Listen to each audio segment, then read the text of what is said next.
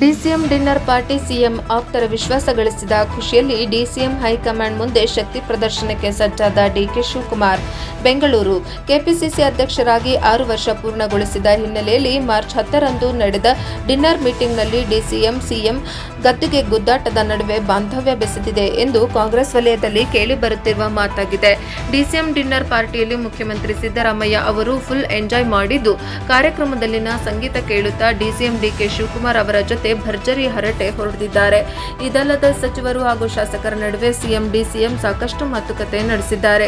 ಸುಮಾರು 1.5 ಗಂಟೆಗೂ ಅಧಿಕ ಕಾಲ ಪಾರ್ಟಿಯಲ್ಲಿದ್ದ ಸಿಎಂ ಸಿದ್ದರಾಮಯ್ಯ ಆತ್ಮೀಯವಾಗಿ ಸಂವಾದ ನಡೆಸಿದ್ದಾರೆ.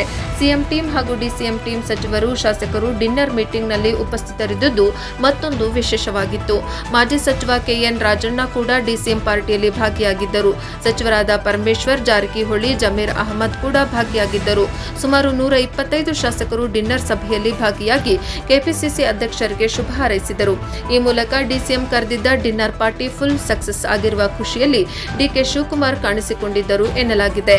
ಶಾಸಕರ ವಿಶ್ವಾಸ ಗಳಿಸಿದ ಡಿಸಿಎಂ. ರಾಜ್ಯ ಕಾಂಗ್ರೆಸ್ನಲ್ಲಿ ಇದೀಗ ತೀವ್ರ ಚರ್ಚೆಗೆ ಗ್ರಾಸವಾದ ಡಿಸಿಎಂ ಶಿವಕುಮಾರ್ ಡಿನ್ನರ್ ಸಭೆ ಬಜೆಟ್ ಅಧಿವೇಶನದ ವೇಳೆ ನಡೆದ ಈ ಡಿನ್ನರ್ ಮೀಟಿಂಗ್ನಿಂದ ಡಿಸಿಎಂ ಡಿಕೆ ಶಿವಕುಮಾರ್ ಅವರು ಶಾಸಕರು ಮತ್ತು ಸಚಿವರ ವಿಶ್ವಾಸ ಗಳಿಸಿದ್ದಾರೆ ಎಂಬ ಮಾತುಗಳು ಕೇಳಿಬರುತ್ತಿವೆ. ವಿಧಾನ ಪರಿಷತ್ ಚುನಾವಣೆಗೆ ಅಭ್ಯರ್ಥಿಗಳ ಹೆಸರು ಪ್ರಕಟಿಸಿದ ಬಿಜೆಪಿ ಜೆಡಿಎಸ್ಗೆ 1 ಸ್ಥಾನ.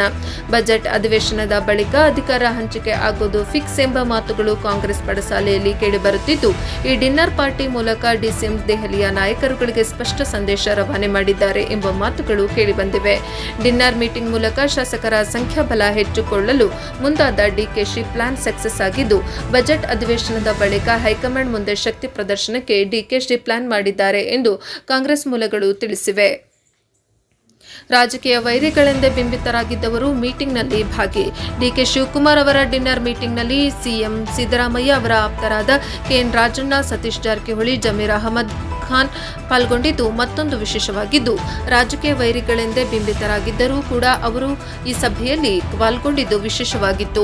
ಇನ್ನೊಂದೆಡೆ ಸಿಎಂ ಬೆನ್ನಿಗೆ ಇರುವ ಸಚಿವರ ವಿಶ್ವಾಸ ಸಹ ಗಳಿಸುತ್ತಿರುವ DCM DK Shivakumar dinner meeting ಮೂಲಕ ಶಾಸಕರ ಸಂಖ್ಯಾಬಲ ಹೆಚ್ಚಿಸಿಕೊಂಡಿದ್ದಾರೆ ಎನ್ನಲಾಗಿದೆ. ಇದರ ಮೂಲಕ ಬಜೆಟ್ ಅಧಿವೇಶನದ ಬಳಿಕ ರಾಜ್ಯ ಕಾಂಗ್ರೆಸ್ನಲ್ಲಿ ಮಹತ್ವದ ಬದಲಾವಣೆ ಬಹುತೇಕ ಫಿಕ್ಸ್ ಆಗಲಿದೆ ಎಂದು ಕೇಳಿಬಂದಿದೆ. ಯಾವುದೇ ಗೊಂದಲವಿಲ್ಲ ಎಂದ ಗೃಹ ಸಚಿವರು. ನಮ್ಮಲ್ಲಿ 138 ಜನರಲ್ಲಿ ಯಾವುದೇ ಗೊಂದಲವಿಲ್ಲ, ನಮ್ಮ ಪಕ್ಷದಲ್ಲಿ ಯಾವುದೇ ಆಂತರಿಕವಿಲ್ಲ ಎನ್ನುವುದು ಡಿನ್ನರ್ ಮೀಟಿಂಗ್ನಿಂದ ಪ್ರದರ್ಶನವಾಗಿದೆ.